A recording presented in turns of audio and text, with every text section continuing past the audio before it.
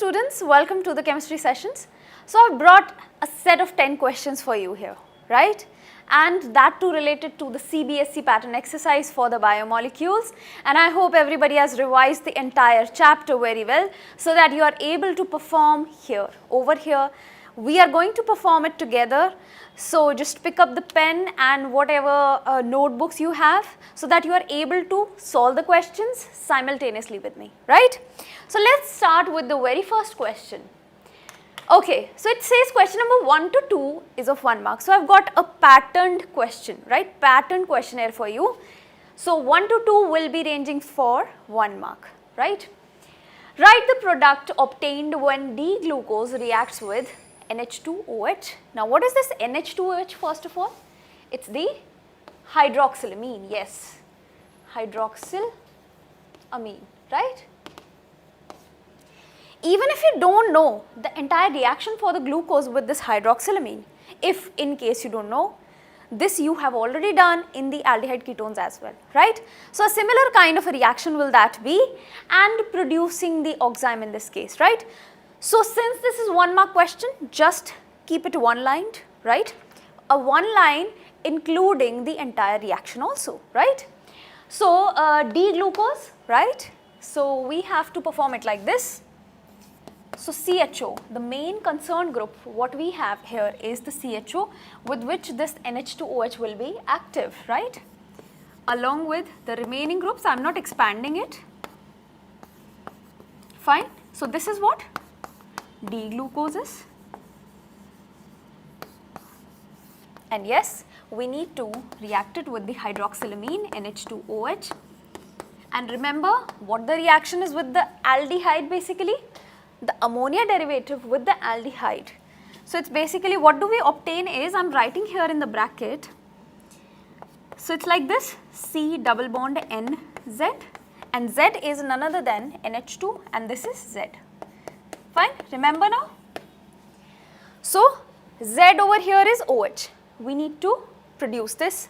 So it's C double bond O, the carbonyl group with which we are concerned, right? So it will be like this, C double bond N Z, right? Clear? And Z will be replaced by OH in this case, and we get is oxime of glucose, right? So it's, or I can say glucose oxime. Clear?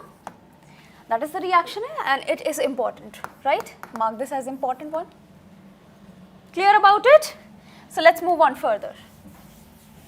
So the next question says, yes, what I have got in the next question? Okay, so it's amino acids show amphoteric behavior, and why is that so? So we know that what is an amino acid? Amino acid, as the name suggests only, amine plus acid, right? A general formula is this. Acid, and yes, there will be amine, right? So that is the general formula of amino acid. And why this is amphoteric behavior? Amphoteric means acting as a base as well as an acid simultaneously. So basically what you see over here is an acid, acidic group, and here we see a basic group, right? So that is why it is acting as an acid also. Simultaneously it is acting as a base as well. How base? Nitrogen will be having lone pairs, fine? So that justifies the amphoteric behavior of amino acids, clear? And that is how we form the zwitterion as well, right? I hope you remember. Let's move on. So that was also a one-liner, fine? Next question, okay. Now let me just come to this side. So question number 3 to 4, 2 marks question, fine? Write such reactions and factors about glucose which cannot be explained by its open chain structure. So first of all, this is a very important question. Mark this one as important. Fine. The thing which they are asking is, you must be having this particular concept in NCERT, but that too a very few lines are mentioned, like 2 to 3 only. But most of the questions arise from this topic every year, right? So you must pay attention over here. What they are asking is, we know that glucose exists in the open chain structure and also a closed chain, right? Most of the times it exists in a closed chain structure. So basically, due to that closed chain, it is not displaying any properties of aldehyde group. In the open chain structure, we know that there is an aldehyde group, right, like this. Whereas if I talk about the closed chain structure, what happens is, there will be the connection and this aldehyde group will be gone, right. So that is how it looks like basically.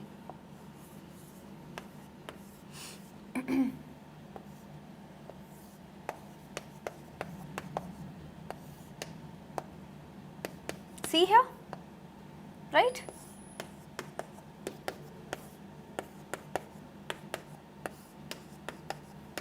Fine. So this is the closed chain structure. Now you see the aldehyde group is gone. So that is the only reason that it does not write such reactions and facts about glucose which cannot be explained by its open chain structure, right? That means open chain structure is the one containing the aldehyde, but most of the time it exists in the closed chain. So this is the closed one, cyclic structure. So most of the time it is existing in this, so that is why it is not giving any reaction related to aldehyde, right? In that specifically, what do we have? We have the reaction first is the Schiff's test. So we all know what Schiff's space is. So first of all, Schiff's test, it does not give. Although being an aldehyde group, right, it must be giving the Schiff space, but it is not giving. Why? Because most of the time this aldehyde group is gone, right? Second one is the bisulfite test. What is that? The reaction with bisulfite, it is NaHSO3. I am reacting some aldehyde with the bisulfite. What do we get is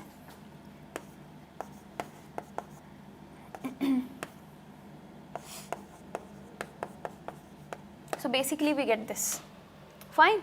And due to the absence of CHO in the cyclic one, usually glucose does not give this test. And also, one very last point over here is the third point.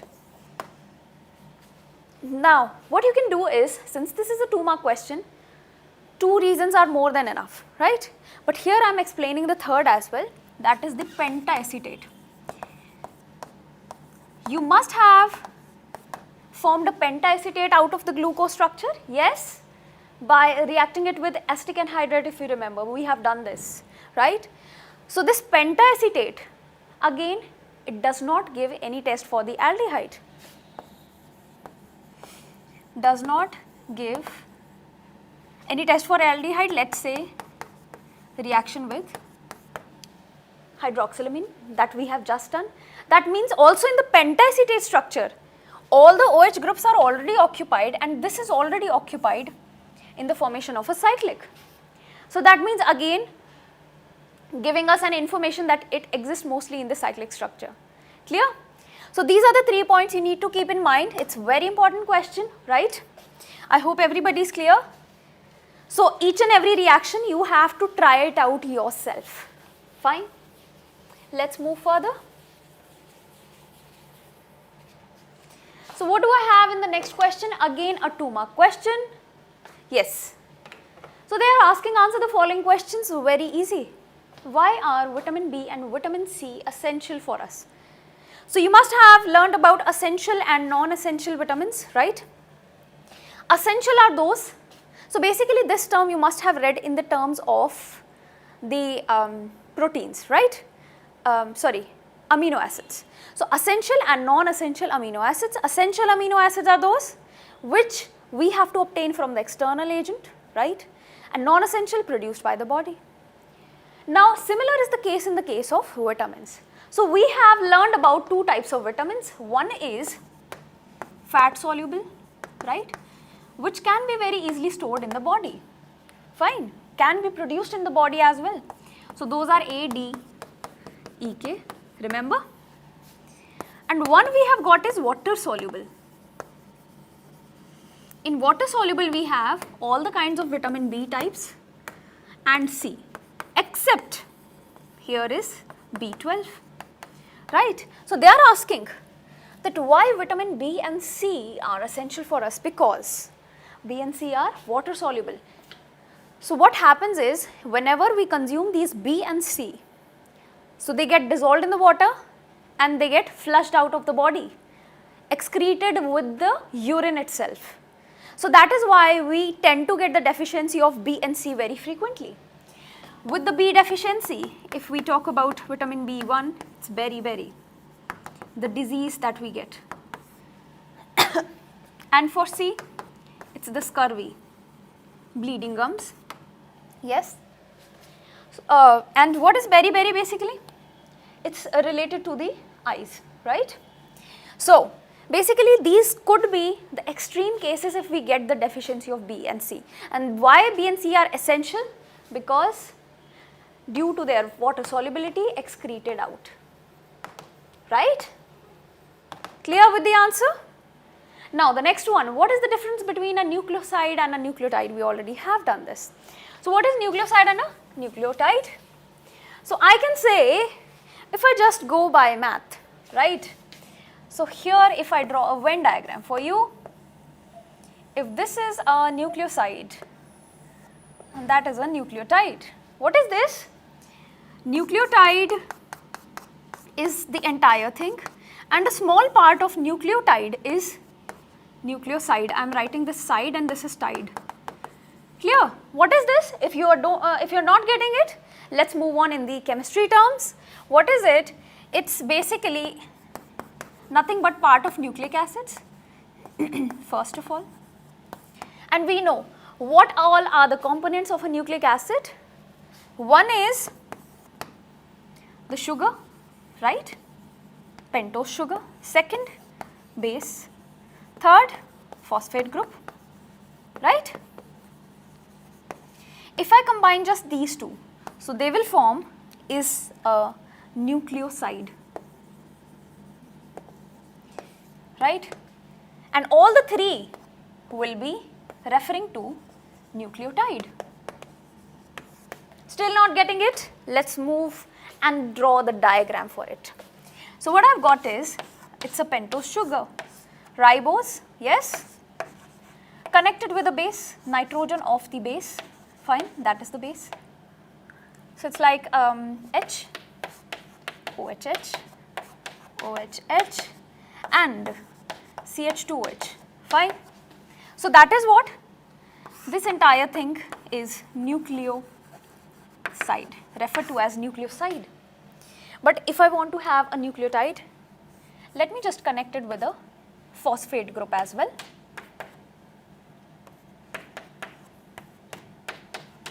And yes, finally, the entire thing that we get is a nucleotide. Clear? So it's very easy, super easy. Let's move further. So we are through with question number 4 as well. So basically most of the questions which you get in biomolecules are theoretical, either theoretical somewhat reasoning questions.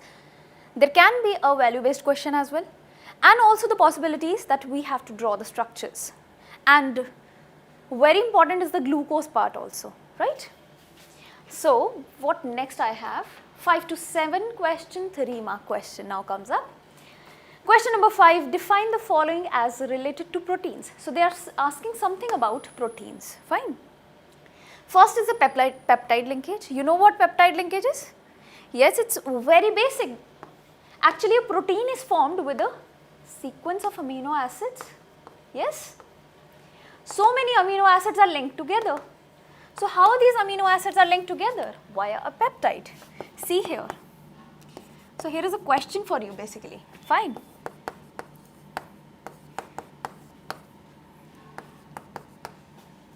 And yeah, I'm performing a linkage over here. You need to tell me that what kind of an amino acid is formed, right? So it's like, yeah. So So first of all, what is this amino acid? It's glycine, simple. It's the simplest amino acid that we can form and it's optically inactive. This one, alanine. Yes.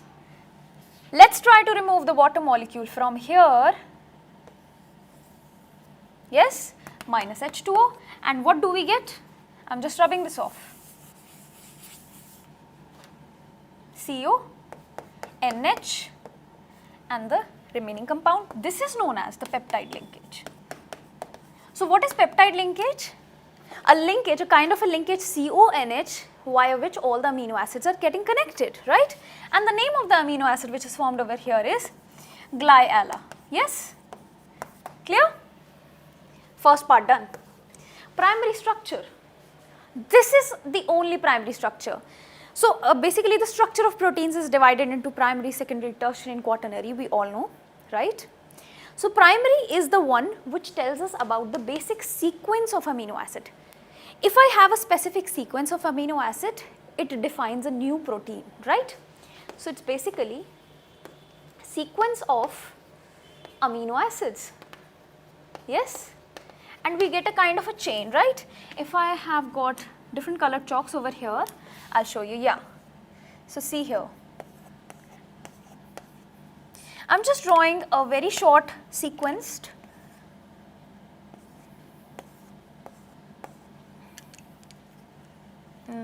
where is the blue? Yeah. So that is what a kind of a sequence I am expecting. And these chains basically, right, straight chains, they correspond to the primary structure. These chains then fold up to give different further structures, right? So second one is done. Denaturation. So I want to denature a protein. That means I need to lose its activity. I want that this protein loses its activity. Whatever work it is doing, it must stop. So denature means, so basically making a protein lose its biological activity, right? Its activity is lost. So basically earlier it was a quaternary structure, let's say like this, right? So much of complex. Now if I, let's say, change its pH or maybe temperature or something else, etc., etc. So what will happen is its entire property is lost. The hydrogen bonds which are present, H bonds break, right? So H bonds break. Once the H bond gets broken, what will happen? I get a protein like this. Now the chains are not so much complex and interlinked into each other, right? So we get a very straight kind of structure. Now its activity has been lost. You must have seen whenever we boil the egg. So egg white, earlier it was sort of transparent. Now it has become curdy, right? Solidified, coagulated egg white, right? Albumin, which you say. So that is what a denatured protein. Earlier the activity was different, now the activity is different. But what is the main thing about denaturation is, the main sequence which was present in the amino acids, right, in the entire protein, it remains as it is. So the secondary, quaternary and tertiary structures are affected, but not the primary one. You must remember this. Clear? So third part is also done. Let's move on further. So the next question, again it would be of 3 mark. Yeah, write the structural difference between starch and cellulose. So we are not discussing the entire structure over here because it is going to take time. We have already taken that much amount of time in the sessions. So I'll be just dealing with what all differences are there. Starch and cellulose, I need to have a structural difference. You know this? So if I've got starch, we know that starch has got two parts, amylose and amylopectin. And what is the difference? I need to have a difference that in between the cellulose. So basically you must have observed that all the kinds of linkages here are in between the alpha D glucose units, yes? In both of them in fact. Whereas this is a straight chain, this is a kind of a branched. You know this? In cellulose, whereas there is beta D glucose having a straight chain structure, right? So it's a straight chain. Yes, you need to draw the structures as well in the exam if asked, right? So that is what the entire difference is. Wait, yeah. Okay, so the second question, what does it say? Okay, the first one is done. What type of linkage is present in the nucleic acid? So we have just drawn the linkage of the nucleic acid. What is it? So it was something like this, yes. And here a base, right, 6-membered, whatever it is. And yeah, so there was a linkage like this. So basically this particular linkage they are asking about. This is what? Phosphodiester linkage, and that is the answer. So that is what type of linkage is it? Phosphodiester linkage, yes. Okay, give one example each for fibrous protein and globular protein. Yeah, before moving on to that, what just clicked in my mind is, yes, this phosphodiester linkage. So it's basically 5 dash, and over here it's 3 dash, 5 dash, 3 dash, and that is how it goes to link the entire nucleic acid, right? So very well justified. Now, yeah, so I was saying they are asking give one example each of a fibrous protein and a globular. So you know fibrous protein, it can be straight chains, it can be sheets. So that is what a fibrous protein is. Globular, it's a bit complex, spherical shape, right? So what could be a possible example? Keratin, yes, it can be a possible example. Also, you haven't read about keratin or different kind of proteins, you just have to remember the examples as it is. There is no way out, fine. Globular, insulin can be an example, yes. Hemoglobin can be an example, these are all complex. Myoglobin can also be an example, also a complex one, fine. So I've got so many. Let's move further. So question number 6 done. Next one, again a 3 mark. What are enzymes? Describe their function. Name two diseases which are caused. Now this is something new which you are going to learn here, right? So what are enzymes first of all? What is an enzyme? It's a biological catalyst, right? Biological catalyst we know. Describe their functions. So what functions do they do? They lower the activation energy, yes, because in very mild conditions these reactions are happening in our body. So lower activation energy. What else do they do? They can speed up the reaction. What a catalyst do? Speed up reaction, right? I am writing these in short. And function done. Name any 2 diseases. Now the diseases were not mentioned in the NCERT after all, but yes, for your knowledge, definitely I am going to tell you. So basically whenever the enzyme is not working properly in our body, there can be so many diseases related, fine. So first is, one can be anemic, right? Anemic means so much of weakness, RBC's deficiency within the body, right? And due to this anemia, it leads to a disease named as Gaucher's disease. If the enzymes are not working properly, fine. If the enzymes are not properly in our body, if there is some deficiency, so Gaucher's disease, right? And another could be albinium disease, right? Again, it's a kind of a metabolic disorder. So basically what you can say is, if you don't know the diseases, you can say one can get anemic, right? It's not a proper disease, but yes, you can get marks out of that. We can have so much of metabolic disorders, right? Clear? Metabolic disorders.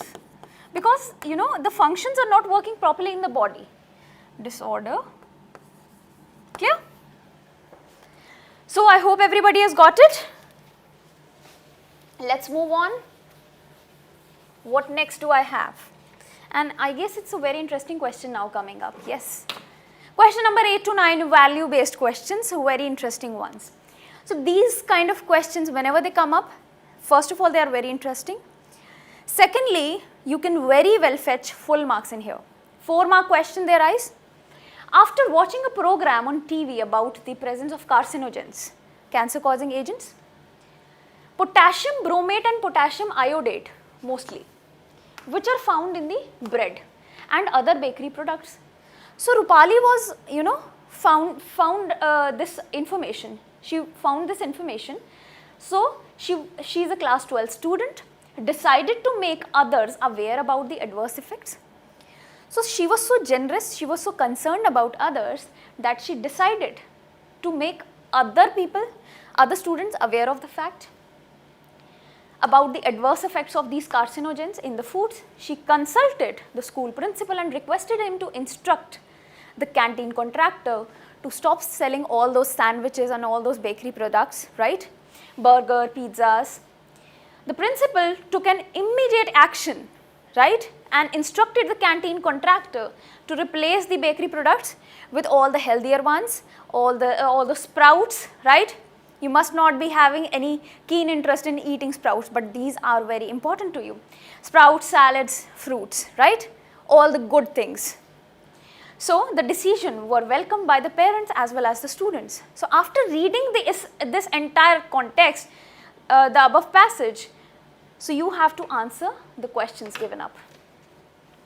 What are the values you have to display? At least 2, you have to write 2, which are displayed by the Rupali.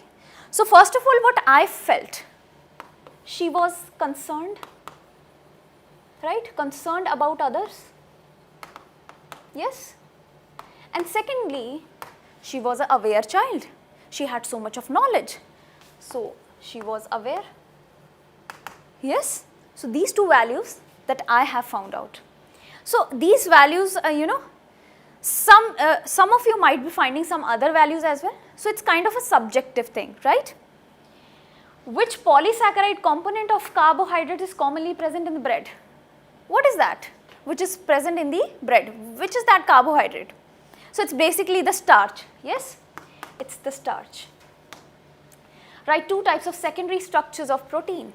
Do you know what secondary structures are? We already have done this. It's alpha helical, right?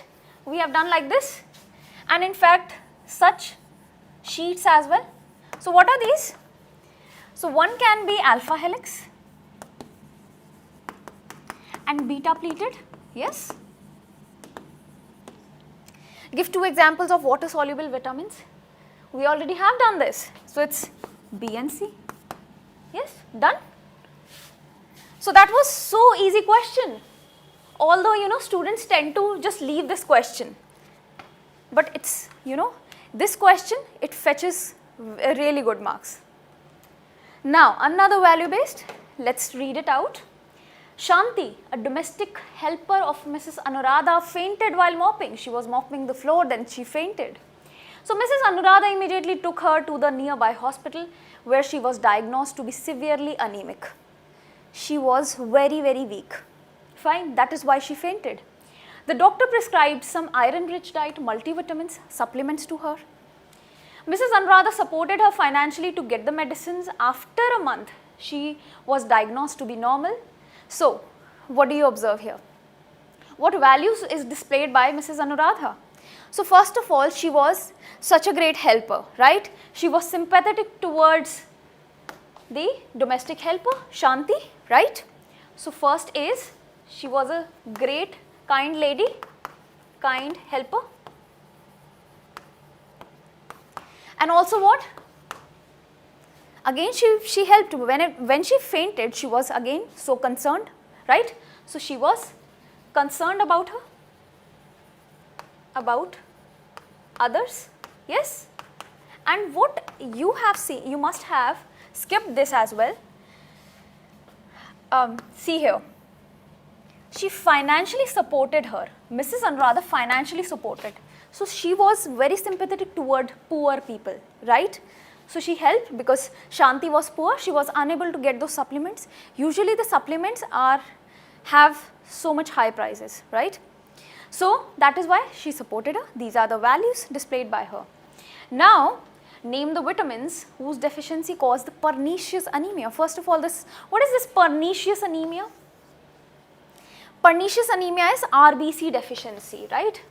So it's RBC deficiency, and it's again the deficiency of vitamin B, right? Clear?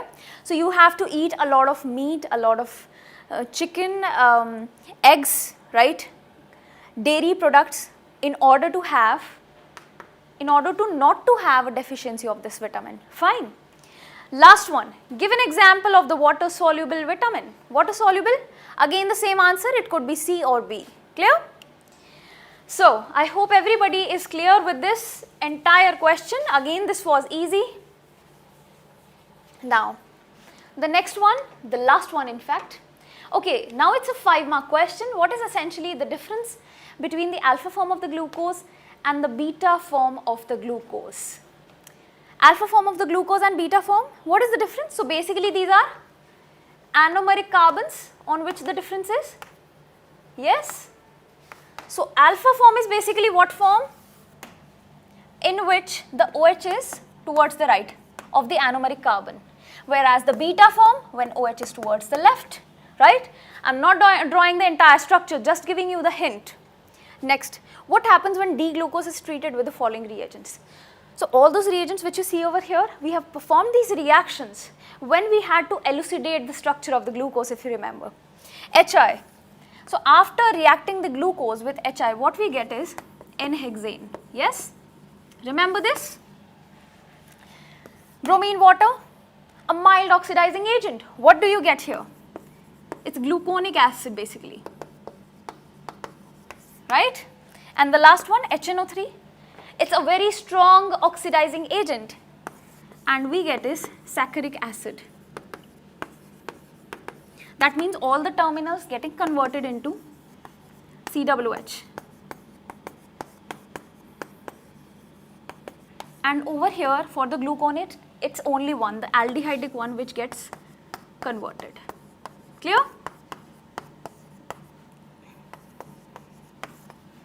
So that completes the entire 10th question as well.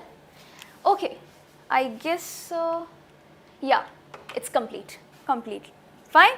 So that was a 5-mark question. I hope everybody has got it. Quite an easy one, just involved with the reactions. Clear? So I hope everybody has enjoyed this question around and has got it very properly. If not, again, if you've got any doubts, you can just post your queries, right? You can reach out to me.